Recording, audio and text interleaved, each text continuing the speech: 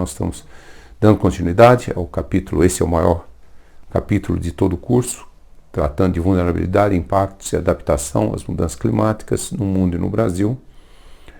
E nós estamos agora no item 4.3, ecossistemas e biodiversidade. Um pouquinho de uma base aqui.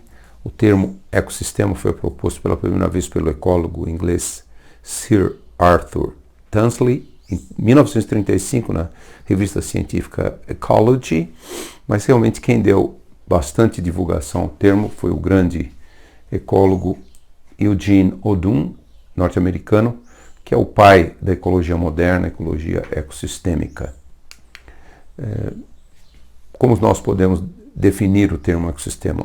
Como sendo um conjunto de elementos funcionais básicos formados pelos componentes bióticos e abióticos do sistema. Um ecossistema possui vários aspectos. Ele pode ser formado por uma floresta inteira e uma grande área que nós chamamos macroecossistema, ou por uma planta, exemplo das bromélias, ou seja, uma área pequena chamada de microecossistema. Seja qual for esse ambiente, tem que haver uma interação entre o meio físico, por exemplo, radiação solar, luminosidade, temperatura, pressão, água, gelo, neve, umidade do ar, salinidade, nutrientes, solo, etc., e os seres vivos, e que essa interação gera um ecossistema, seja ele terrestre, aquático, grande, pequeno ou médio. Já a definição de biodiversidade pode ser definida como uma variabilidade entre os seres vivos de todas as origens, a terrestre, a marinha e outros ecossistemas aquáticos e os complexos ecológicos dos quais fazem parte. Então é definida como uma variabilidade entre os seres vivos de todas as origens. Essa variabilidade aparece como resultado da natureza em si, de suas múltiplas interações, sem sofrer intervenção humana. Assim, ela pode variar de acordo com as diferentes regiões ecológicas. E também refere-se à variedade de vida no planeta Terra, incluindo as variedades genéticas dentro das próprias populações e espécies, a variedade de espécies, da flora, da fauna, dos fungos microscópicos e de milhões de micro-organismos. Se a gente olhar a evolução do conceito de adaptação baseada em ecossistemas, que é um aspecto muito importante, o que é então adaptação baseada em ecossistemas, que é um aspecto que nós temos que levar em consideração num mundo que está mudando via mudanças climáticas, usos da terra, afetando os habitats das espécies e da biodiversidade. Então nós vamos ver que o surgimento do movimento ambientalista moderno, aumento da percepção acerca dos danos causados ao meio ambiente, ele vem nos anos 70. Tem um momento clássico, que é o livro de Rachel Carson, norte-americana, Primavera Silenciosa, em que ela começou a ver o efeito de pesticidas na distribuição de pássaros na América do Norte, principalmente nos Estados Unidos. E já na década de 60, quando ela publica esse livro, final dos anos 60, já era evidente uma grande diminuição no número de indivíduos de pássaros e até mesmo riscos de ameaça de extinção de espécies de pássaros devido ao uso, à época, excessivo de agrotóxicos, principalmente pesticidas. Nos anos 80, o estudo da ecologia avançou muito e permitiu o desenvolvimento de abordagens ecossistêmicas para o gerenciamento dos recursos naturais. A visão não era só ir lá explorar os recursos naturais, mas era como que aquela exploração podia afetar amplamente os ecossistemas. O ecossistema se tornou um elemento básico de se olhar até mesmo o potencial econômico de um recurso natural. Nos anos 90, se desenvolve bastante a gestão ecossistêmica, utilizado amplamente na gestão dos sistemas ecológicos. Em 2008, começa a surgir o conceito de adaptação baseada em ecossistemas. Muitas organizações das Nações Unidas, como por exemplo a Organização das Nações Unidas para Desenvolvimento, a UNEP para Meio Ambiente, começa a implicitamente usar o conceito de adaptação baseada em ecossistemas. Em 2009, finalmente, na discussão, na formulação da Convenção da Diversidade Biológica, que começou de fato no Rio em 1992, na famosa Rio 92, no avanço dessa formulação, antes de submeter a Convenção à aprovação de todos os países a partir de 2010, quando também foi aprovado o Protocolo de Nagoya, esse conceito é formalizado. Portanto, em 2010, na Conferência das Partes da Convenção de Diversidade Biológica, a 10ª Conferência das Partes, a COP10, a adaptação baseada em ecossistemas é recomendada para o enfrentamento também das mudanças climáticas. Por favor, para quem tiver mais interesse, não deixem de assistir esse vídeo da relação entre mudanças climáticas e biodiversidade. Vamos começar a olhar um pouco um mapeamento dessa vulnerabilidade ambiental, ecológica, de perturbações humanas e perturbações naturais. Esse estudo de 2019, um estudo bem recente, que faz um mapeamento global sobre isso. Em primeiro lugar, esse estudo olhou 16 indicadores, incluindo hidrometeorologia, socioeconomia, recursos terrestres, recursos naturais e topografia. Tudo num conjunto e tentou colocar a vulnerabilidade ecoambiental global, olhando esses 16 indicadores. O código de cores aqui, quanto mais verde, menor a vulnerabilidade, vermelho é muito alto, nesse tipo de junção de 16 indicadores, e nós vamos ver alguns hotspots. Hotspots aqui nessa definição de vulnerabilidade são os lugares onde a vulnerabilidade é mais acentuada. E aqui há uma distinção de vários hotspots aqui, realmente muito alta vulnerabilidade aqui no sudeste, no sul e no sudeste asiático. E aqui nós estamos olhando todos os aspectos, 16 indicadores colocados em conjunto. África, principalmente o leste da África, também aqui o Oriente Médio, partes da América do Sul, principalmente o sudeste do Brasil, América Central e América do Norte. São 6 pontos de marcante vulnerabilidade. Aqui um exemplo, um aumento aqui da região sudeste, vocês veem vários pontos, hotspots com a cor vermelha, alta vulnerabilidade ecoambiental. Aí está se somando tudo, indicadores de mudanças climáticas, de desmatamento, perda de habitats, usos econômicos dos recursos naturais. E nós vamos ver aqui que a África a Ásia tem o maior número de pixels em alta vulnerabilidade. Em segundo lugar, a África. A América do Sul, realmente um dos menores vulnerabilidade, ainda assim é significativa. Então, essa questão as características topográficas incorporadas aos efeitos das mudanças climáticas, a Ásia e a África são significativamente influenciadas por riscos naturais frequentes, levando ao aumento dos distúrbios. Mas essa pressão vai aumentar muito tanto com o crescimento da população e um desenvolvimento intensivo de infraestrutura. Isso principalmente a população está aumentando muito ainda na África, em segundo lugar na Ásia. Estabilizou na Europa, na América do Norte, Austrália e Oceania, ainda aumenta um pouco. Na América do Sul também tende a estabilizar. Esses são níveis estimados de alta e muito alta vulnerabilidade em continentes e com os principais países afetados. Então nós vamos ver realmente aqui aquele mapa que nós já mostramos, as regiões de alta e muito alta vulnerabilidade são relativamente menos aqui do que, por exemplo, no sul e no sudeste asiático, mas são também significativas e nós vamos ver a Ásia com a máxima vulnerabilidade, a África também, e aqui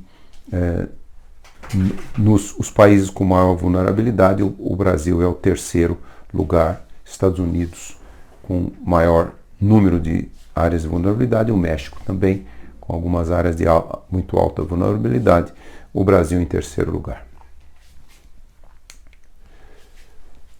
E com isso se pode propor um mapa de uma proteção ecoambiental, com 3 categorias: zonas de proteção ecoambiental, essa cor, esse tipo, uma região para uma proteção muito focalizada, região para um desenvolvimento composto, um desenvolvimento integrativo, e regiões por uma proteção estrita, que tem que ser muito protegida. Então nós vamos ver realmente que aqui na América do Sul nós estamos vendo regiões para uma proteção focal, o bioma Amazônia, para um desenvolvimento composto aqui em amarelo, e menos áreas, algumas áreas aqui no sudeste, para proteção estrita, que estão muito ameaçados. Proteção estrita nós vamos ver muito no sul e no sudeste asiático, que se não houver uma proteção estrita,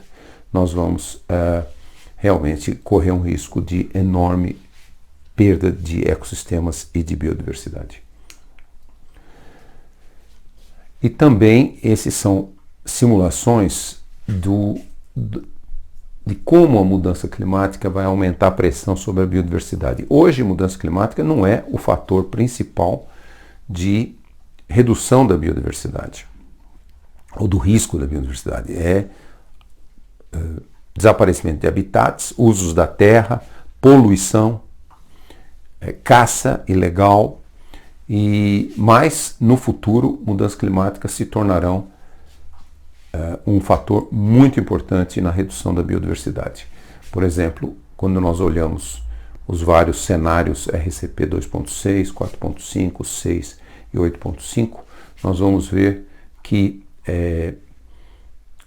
por exemplo, na Amazônia e no Nordeste, o risco para a biodiversidade é muito grande pelas mudanças climáticas. Em azul, usos da terra, aqui mais para o sul. E mudança climática e uso da terra, Cerrado e parte também da Amazônia. E, de fato, não há praticamente nenhum local com baixo risco sobre a biodiversidade até 2070. Então, esse é um gráfico muito interessante para nós vermos onde usos da terra afetam muito a biodiversidade, mudanças climáticas e uso da terra e principalmente mudanças climáticas.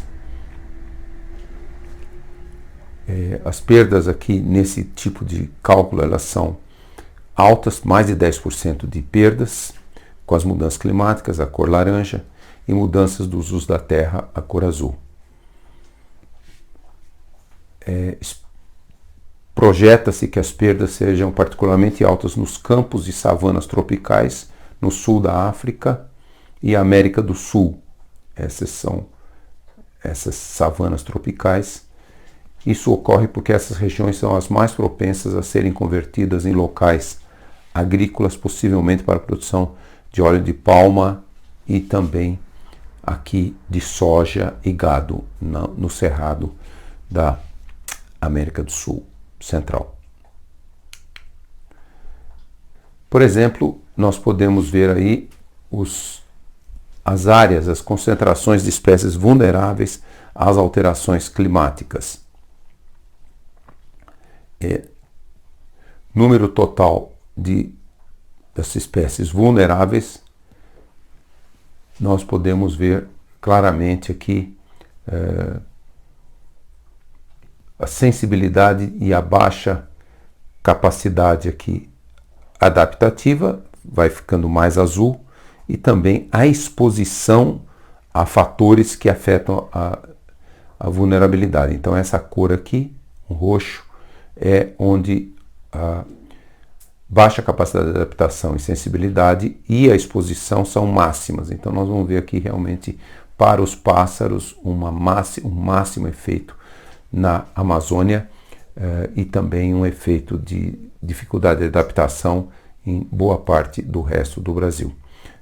Isso para pássaros e para anfíbios, nós também vamos ver na Amazônia, principalmente próximo à costa, uma grande sensibilidade também próximo aos Andes.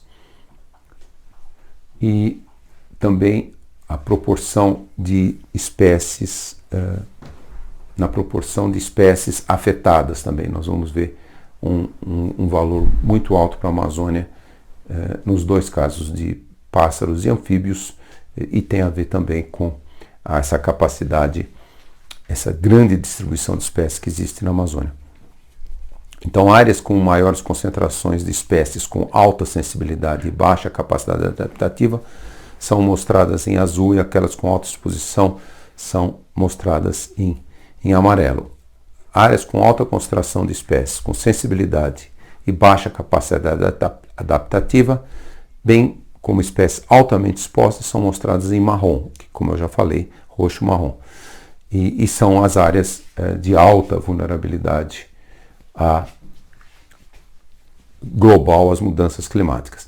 A Amazônia surge como uma região de alta vulnerabilidade, como eu já mencionei, às mudanças climáticas, tanto para aves quanto para anfíbios. Aves, um grande número de espécies vulneráveis altamente alteradas pelo clima também são encontradas na América Central, na Eurásia Central, na Bacia do Congo, Himalaia e Sundaland.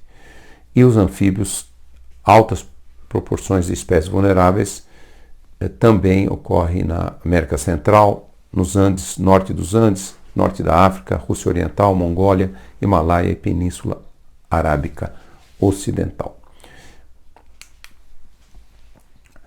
E qual a vulnerabilidade para... isso aqui nós já vimos várias vezes, são projeções de aumento de temperatura, e nós vemos realmente que são mais aqui o norte da América do Sul. E riscos à biodiversidade. Quais são os sistemas mais vulneráveis no Brasil? Nós vamos ver, se formos olhar em termos de biomas, nós vamos ver Mata Atlântica e o que é hotspot da biodiversidade, que nós já vimos. Mata Atlântica só resta qualquer coisa entre 12% e 20%, e, portanto, espécies endêmicas, endemismo significa espécies que vivem só numa certa região relativamente pequena, perto do tamanho do ecossistema ou do bioma. Essas espécies são as que correm mais risco, inúmeras espécies já desapareceram e outras continuam em enorme risco.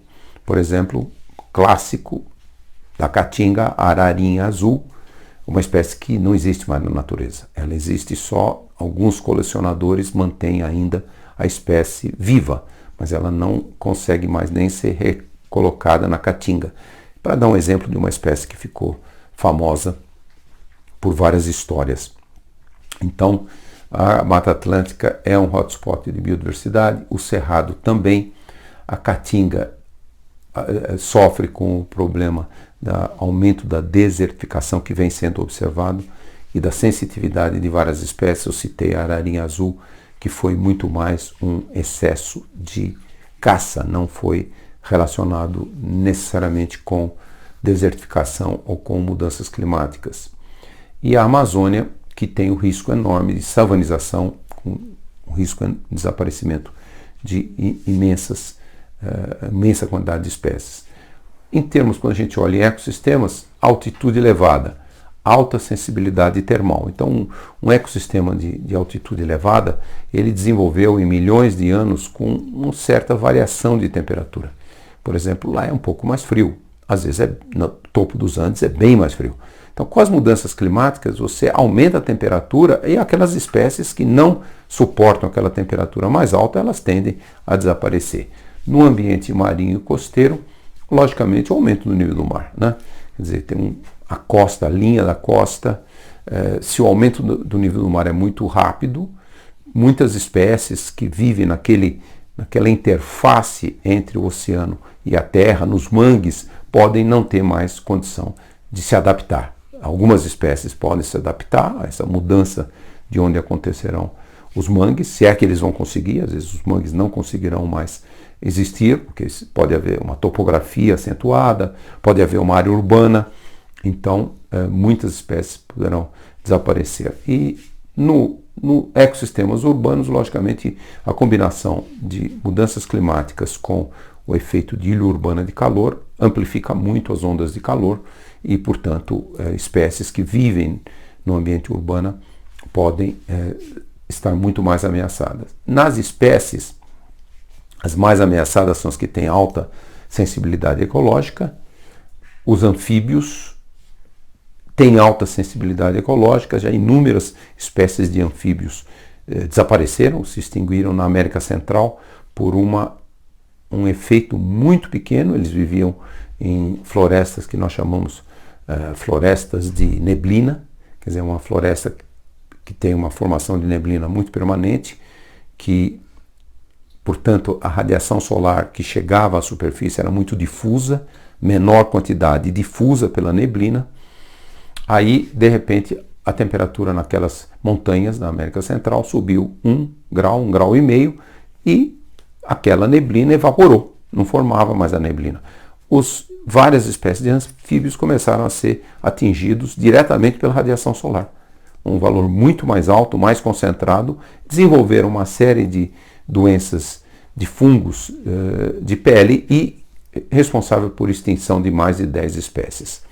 Corais, altíssima sensibilidade ecológica. Veja bem, a diferença de 1,5 graus se o planeta aquecer para 2 graus significa, esse meio grau de diferença significa 85% de extinção de todos os corais. Tão sensíveis que eles são a uma pequena aumento de temperatura do oceano. Plantas, mamíferos, aves, também uma tendência a deslocamento para o sul no Brasil, que o clima da Amazônia, do Nordeste, principalmente do Cerrado e do Sudeste, ficará muito quente para muitas espécies. Aqui nós temos também um risco por substituição de biomas, né? Esse seria o presente, aqui é a curva de probabilidade. Então, por exemplo, florestas, né? Essa é a região onde tem máxima probabilidade de ter florestas hoje, toda essa região.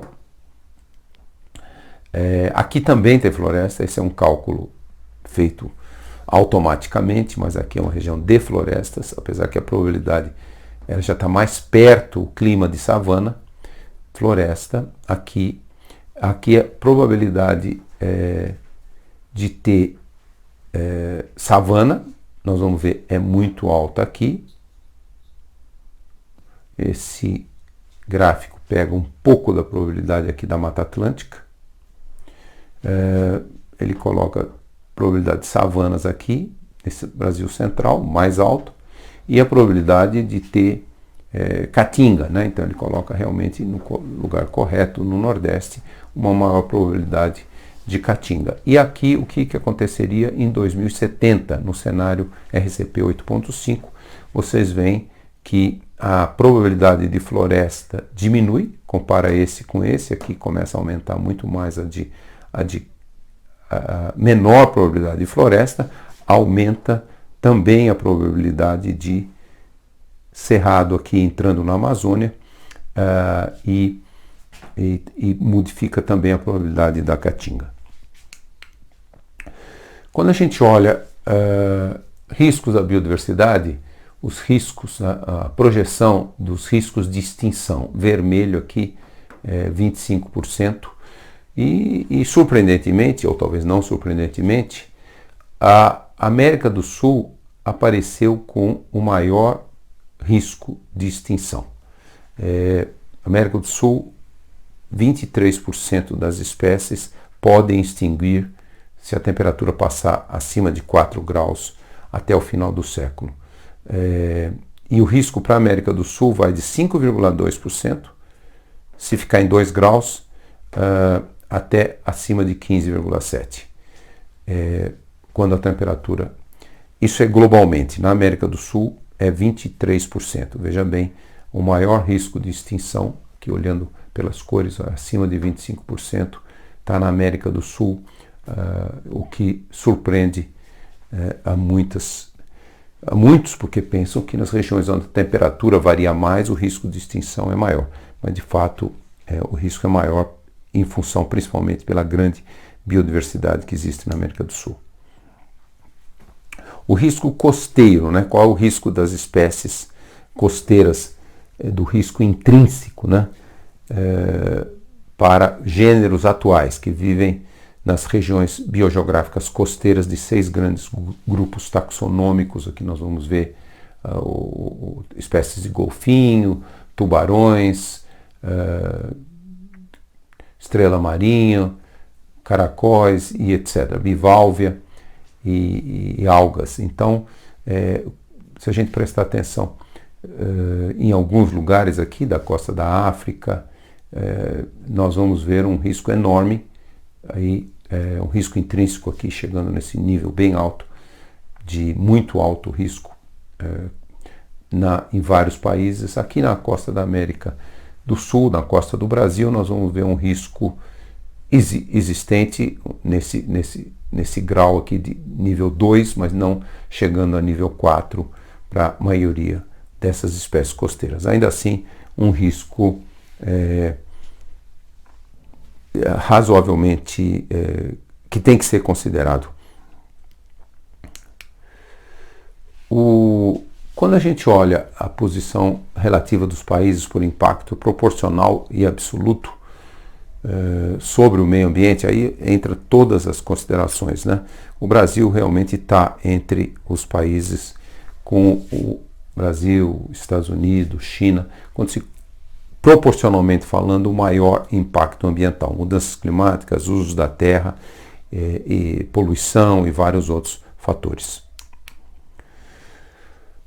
O hotspot de biodiversidade em várias regiões do mundo, né, em 35 regiões, nós vamos ver o Brasil, de fato, com hotspots no Cerrado e hotspots também na Floresta Atlântica, como a gente já tinha colocado. Isto são os lugares onde mais se ameaça a biodiversidade no continente sul-americano, junto com algumas outras regiões aí, costeiras da Colômbia, do Peru e também os Andes.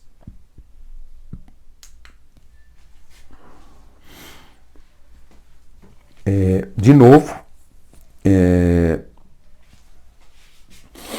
onde também no futuro se imagina também hotspots de biodiversidade, e onde já existe, isso aqui já é um hotspot, como nós mencionamos, Cerrado e Mata Atlântica, e aqui onde se projetam mudanças de biomas, né? Então, ecossistemas podem migrar de posição, afetando principalmente os círculos vermelhos mostram onde os dois processos se sobrepõem. Você tem um hotspot hoje de biodiversidade e você tem uma mudança de biomas, aumentando ainda mais o risco à biodiversidade. Perda de habitats e fragmentação. Então aqui é uma combinação de o risco corrente de perda de habitat e mudanças climáticas, e o risco previsto para o futuro, né? Então, nós temos, quando fala baixo risco para o futuro e baixo risco no presente, nós temos áreas em azul, marcadas em azul, que são protegidas. Baixo risco presente, alto risco no futuro, nós temos áreas para prioridade de proteção, por exemplo, aqui, ó, essas áreas. E quando nós temos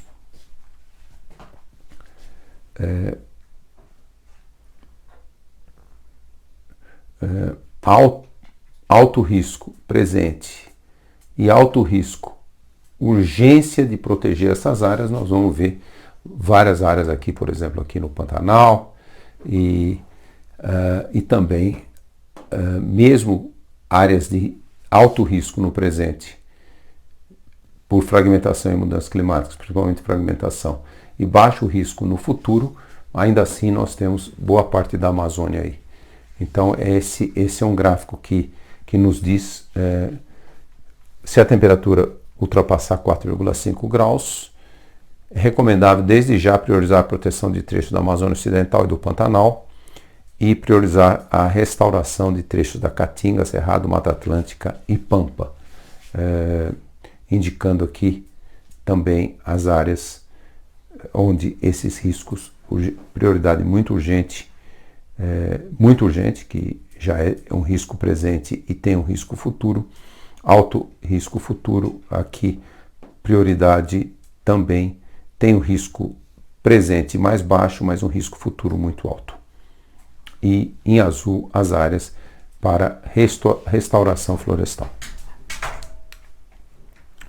E o papel da Amazônia? Então vamos olhar um pouquinho mais diretamente o que podemos dizer sobre a Amazônia. Em primeiro lugar, é importante notar que quando nós tivemos uma grande diminuição do desmatamento, mesmo com os preços das commodities, carne e soja aumentando, isso mostra claramente uma dissociação, desacoplamento de mudanças do uso da terra e economia, agroeconomia, a produção principalmente de carne e soja da Amazônia. Quer dizer, o desmatamento não tem uma relação direta com a produção. De fato, nos anos que diminuiu muito o desmatamento, 75% o desmatamento diminuiu entre 2005 e 2014. Depois ele começou a subir, esse gráfico aqui parou em 2016, mas ele está subindo. E esse ano, como todos nós sabemos, 2019, o desmatamento passará de 10 mil quilômetros quadrados. Quer dizer, nós vamos voltar ao maior desmatamento desde 2008. Mais de 10 anos, esse ano já vai voltar a níveis de desmatamento que não víamos desde 2009. Então, mas se olharmos esse período aqui, 2005, 2014, o desmatamento reduziu 75%. A produção nesse período, agropecuária, principalmente carne e soja, subiu, a soma subiu em valor 200%. Um pouco desse valor é o preço, vamos dizer assim, que variou aqui, mas boa parte desse aumento de 200%, por exemplo, se a gente olhar o preço da carne aqui, ela dobrou o preço da carne. Então isso significaria talvez um 100% de aumento no valor. Mas falta ainda outro 100%, que foi aumento da produtividade. Então nós vamos ver realmente um grande aumento da produtividade, portanto mostra um desacoplamento entre desmatamento e a produção agropecuária. Logicamente, a Amazônia é um dos lugares, certamente, a maior biodiversidade do planeta, né? Mantém no mínimo 10%, mas mais provavelmente acima de 15% de todas as espécies, inúmeras espécies que existem no planeta, por exemplo, 55 mil. Isso é do que é conhecido, né? 55 mil espécies de mamíferos, 31 mil de peixes, 10 mil de aves, 8.800 de répteis, 1 milhão de insetos, 100 mil de aranhas, 47 mil de crustáceos, 85 mil de moluscos, 300 mil de plantas e micro-organismos procariotes 7.500. Aqui esse número é muito maior, que se conhece muito pouco. O maior, de fato, é de insetos. Isso é o que é conhecido. A Amazônia tem mais do que 15% dessas espécies. Estima-se, de fato, que o planeta tenha mais de 10 milhões, hoje esse número já está perto de 15 milhões de espécies, considerando todos os micro-organismos, imensas quantidades de micro-organismos não ainda conhecidos da ciência. A Amazônia está em grande risco, né? Nós temos chamado muita atenção sobre isso, que nós não devemos deixar o desmatamento passar de 20% a 25%. Vários estudos nossos mostraram quando você pega e coloca em cima da floresta o aquecimento global, o desmatamento regional, aumento da vulnerabilidade da floresta ao fogo, que está acontecendo, porque partes da floresta estão mais quentes, mais secas, portanto a vegetação seca mais, fica mais vulnerável ao fogo. E mesmo considerando o efeito positivo do aumento do gás carbônico na atmosfera, que é o principal gás do efeito estufa, como nós temos visto inúmeras vezes nesse curso, ele faz as plantas funcionarem melhor, elas fixam a mesma quantidade de matéria orgânica usando menos água. A gente chama efeito de fertilização do CO2, quer dizer, a planta se torna mais eficiente. Mesmo considerando esse aspecto positivo, levando tudo isso em consideração, ainda assim o risco para a Amazônia é muito grande e fizemos um alerta, não passar o desmatamento de 20% a 25%. Na Amazônia como um todo está em cerca de 17%, na Amazônia brasileira 20%. E o que nós temos visto na Amazônia? Nós temos visto uma grande quantidade de extremos, né?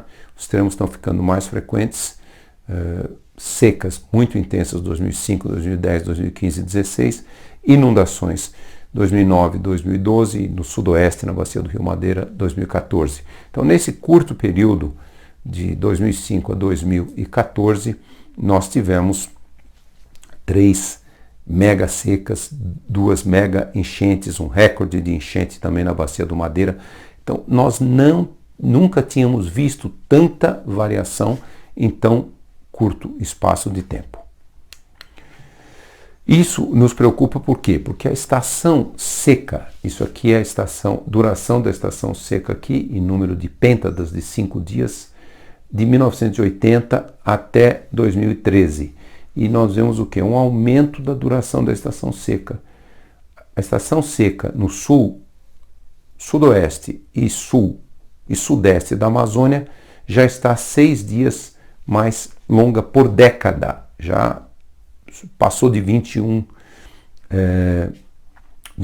dias mais longa. Isso é muito preocupante. Uma estação seca muito longa poderá levar à chamada savanização da Amazônia. Nós também temos visto que essa é absorção de carbono, chega a ser 1 tonelada de carbono por hectare por ano, mas está diminuindo com o tempo. Na década de 80 era bem mais alta e agora está diminuindo principalmente depois das grandes secas. Há um aumento da mortalidade das árvores e aumenta a emissão. Mas em longo prazo também está diminuindo, um outro dado muito preocupante. E também muito preocupante aí a ver com biodiversidade, todos esses pontos aqui, esse é um estudo de 2018, todos esses pontos em vermelho são áreas que a estação seca está ficando mais longa. Então, como eu mencionei anteriormente, os pontos em azul, poucos pontos que a estação seca está ficando um pouco mais curta, mas olha que são muito pequenos perto dos pontos grandes aqui. O tamanho do círculo é quão mais longa a estação seca está ficando. E o que nós estamos vendo aqui, olhando esses pontos todos? Nós estamos vendo o seguinte: o tipo de árvore que é maior, ele está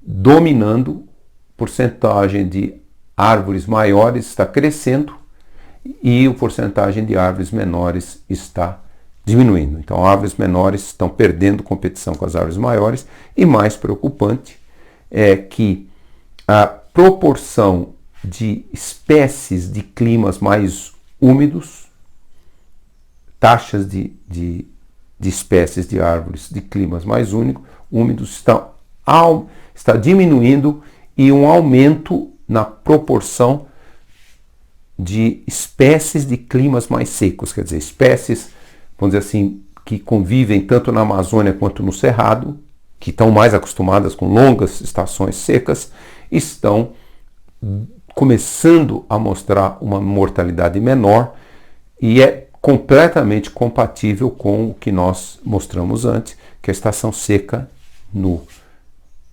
sudoeste, sul e sudeste da Amazônia está aumentando. E um estudo recente, agora de 2019, de um grupo da Universidade Federal do Pará e do Museu Paraense Emílio Gueldi, olhou o efeito na distribuição dessa espécie sobre a diversidade de espécies e projeções com diferentes cenários de mudanças de desmatamento, um cenário de sustentabilidade, um cenário business as usual e as projeções diferentes cenários de emissão 2,6, 2,6 e 8,5 de IPCC. Então, usos da terra, desmatamento e desmatamento mais emissões. Mudanças climáticas mais desmatamento. E basicamente o que esse cenário viu é em 2050 uma proporção muito menor de espécies nessa ampla região e mantém-se uma proporção maior no oeste da região. Então, cerca de 19 a 36% o efeito da mudança climática, uma redução 31 a 37% nessa região, ou 19 a 36% do efeito do desmatamento. Quando somos dois efeitos, pode ter uma redução de até 58%. E olhando esse gráfico, claramente nós vamos ver essas regiões aqui com uma grande diminuição de espécies. No pior cenário, só metade da Amazônia vai existir em 2050, que vai ser composta por uma floresta ainda menos impactada aqui no oeste da Amazônia e uma floresta muito degradada no leste, sudoeste, sul e leste da Amazônia, com uma grande perda de biodiversidade. E isso, olhando em números,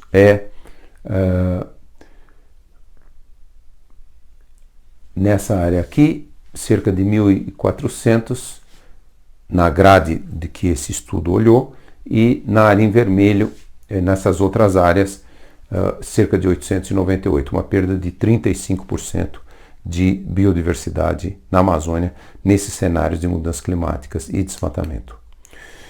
E se a gente olha o Nordeste, o que nós vamos ver? Isso aqui é uma seca de 2012, uma seca muito intensa, e toda essa região, essas são áreas que receberam uma seca muito extrema,